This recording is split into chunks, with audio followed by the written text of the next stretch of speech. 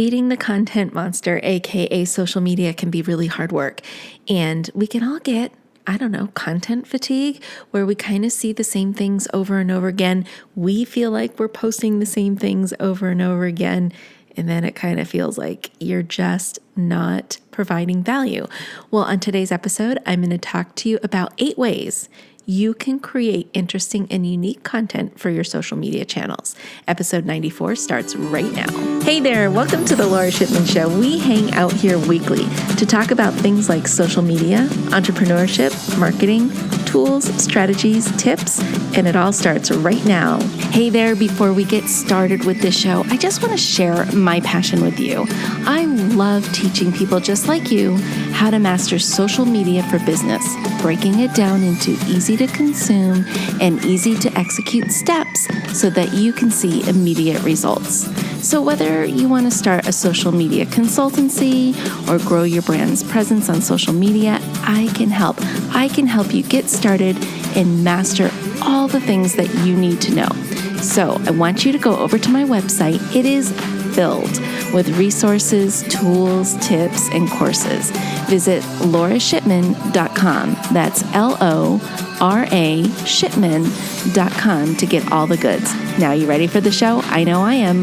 Let's get started. Okay, friends, are you ready to do this? I know I am. One of the things about being a content creator is that you have to always be innovative and creative and unique when it comes to creating content.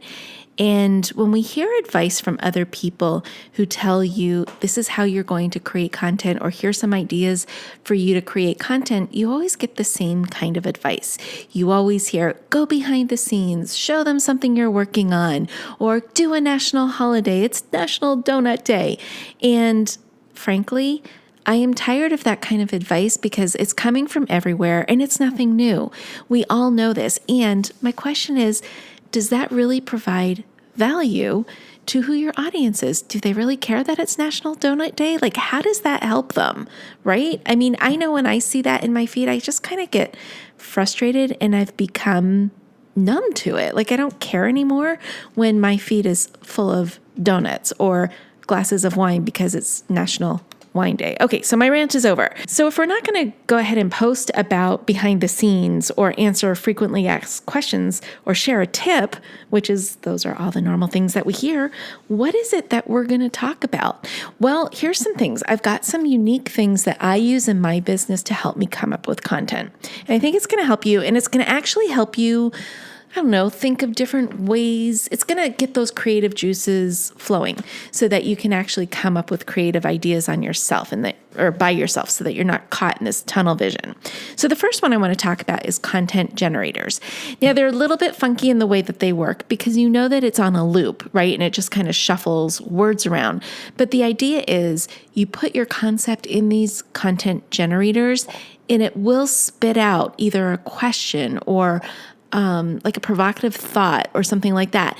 So you don't necessarily need to take what that content generator is spitting out to you, but you can take that and spin it into your own creative ideas. So there's 2 that I recommend that you check out.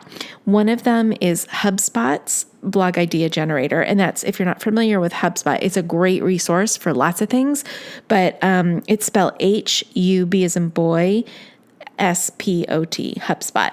And the other one you want to check out is Portent's Content Idea Generator, and that's spelled PORTENT. So those are 2 great ones to use. And what you want to do, just plug in what your keywords are and see what comes back out and just play around with it. Spend some time. And I guarantee you, I think I maybe do like 3 rounds and I get ideas just coming to me really quickly. And then I jot them out all down. Now, before we go on to our next point or our next tip, what I recommend you do to keep all of these ideas for content organized is start a Trello board on them. That's what I do. And I use Trello as a brainstorming tool. You can use, I think, Asana or whatever the other ones are. I happen to like Trello, but I have boards for blog post ideas, content ideas for social media, podcast ideas. And so no matter where I am in the world, when these ideas start popping into my head, I just jump on to the Trello app on my phone and I just log them all in the boards that I have set up there. So Trello to keep your thoughts organized. Very cool tool. Okay, the next one is Pinterest. And you might have heard this already, or maybe you haven't. But what you can do is you can actually put in keywords or thoughts or ideas into Pinterest. And there are generators that come up there that will tell you what people are currently searching for on Pinterest related to your niche. And this is really a great way, again, to get those creative juices flowing and know what's really important to your audience, especially if maybe you're new to your audience and you haven't really developed this great rapport where they're answering you back all the time with the questions that you put out there to find out what they're interested in content.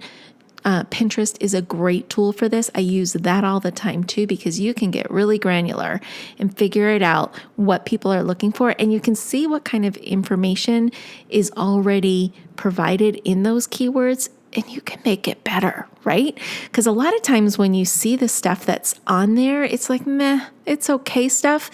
You know your content really well, or you know your industry really well, that you could probably do 10 times better than what you're seeing there on Pinterest. So go ahead and use Pinterest. Go ahead and put a couple of keywords in there and see what pops up. Okay, my next favorite tool or place I like to go to find out what my audience is looking for is Quora. And if you've never heard of Quora, it's spelled Quora. And basically it is like a newsfeed bulletin board type thing where people will just ask questions about your niche. And people ask questions about a million things and they're not getting answered, which is kind of crazy. I mean, some of them are, but a lot of them go unanswered. So take those unanswered questions, do whatever research you need to do to write a killer response. And then here's what I would do. Take it one step further. Go ahead, write that killer response, turn it into a blog post or a social media post or even a podcast. Address all the questions the person asked.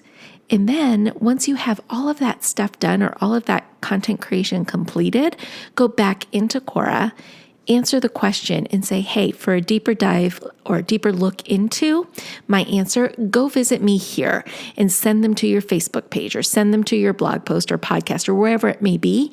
And that stays in Quora for a while, which kind of makes it evergreen content and easy for people to find you. Okay, so the next one I really like, which is unique, and I've never really heard people use this as a tool for social media content generation, but it's SlideShare. If you don't know about SlideShare, this is going to be your new best friend. I love SlideShare. So it's owned by LinkedIn. And what SlideShare is a collection of like PowerPoint presentations that people upload to this database. And it's organized by content. So for like by social media or by finance or whatever the keyword is, you can find a SlideShare on it. And it's basically somebody just donates their slide deck to SlideShare where you can learn from those slide decks. So what I would suggest doing is perusing those slide decks for your industry and find out what's trending right now. What are people talking about? And then make it into your own. So what you want to do is take a look at those trends and then become a thought leader on whatever's going on in those SlideShares. Whatever you can glean from there, make it your own and be an authority figure in your niche. Really great way to come up with fresh content. Okay, for this next one, I'm going to ask you to put your researcher's cap on. I really want you to take a deep dive into your niche, and I want you to go to all social media outlets and do the research and find out what people are talking about in your niche. So I want you to step away from Instagram if that's where you usually hang out, or step away from Facebook and the Facebook groups that you belong to and explore somewhere new. Like you need fresh eyes on this stuff. So go to LinkedIn. If you don't hang out on LinkedIn, go to LinkedIn. Dive into the groups that are in LinkedIn, and I want you to pay attention to what people are talking about, what news articles people are putting out there so that you can get an idea of what's trending. And then what I want you to do is become that thought leader again, put your own spin on it and have your own ideas and your own stance about whatever this current trend is and talk about that to your audience. My next tip or my next go-to place is industry newsletters and blogs. Go in and really Again, you need fresh eyes and fresh content so that your creative juices start flowing. So once you sign up for industry newsletters or blogs and you read them on a regular basis, you're going to learn what's up and coming, what's trending, and then again, you can take your own position on it. And that's what your audience wants from you. They want to know what you think, what your insights are. They want to tap into your genius zone because you're the one who's in the industry, right? And you've probably been there for a fair amount of time, or you have a passion for whatever it is you do. You're the one who knows this stuff, and they're turning to you for your expert position on whatever the topic may be. Okay, the next one's really good because it's something that you can tap into because you've experienced it before. And so I want you to tap into maybe how you started doing what you're doing, anything that you overcame as a result of doing what you're doing, or just a personal struggle in business, anything that shows a transformation in your professional life. People love to see that because they can relate to it, because that makes you human, it makes you approachable, and they may see themselves in you. And if you can guide them through some advice, you become their superhero, in effect. You're their business superhero, and that's fantastic. So you make that connection with people, and that's kind of where engagement stems from, right? It's that authentic connection that you have with your audience. So it's really important to think through things like that. What is a business struggle, a personal struggle that you went through, that you overcame it? How did you overcome it? And what words of wisdom do you have that you can share with your audience? Okay, and the last one is just ask your audience what they want to hear from you, or what they want to know from you, or how you can help them. And it's amazing. We have so many great tools to do this now, right? We've got all of those polling features and question features on Instagram.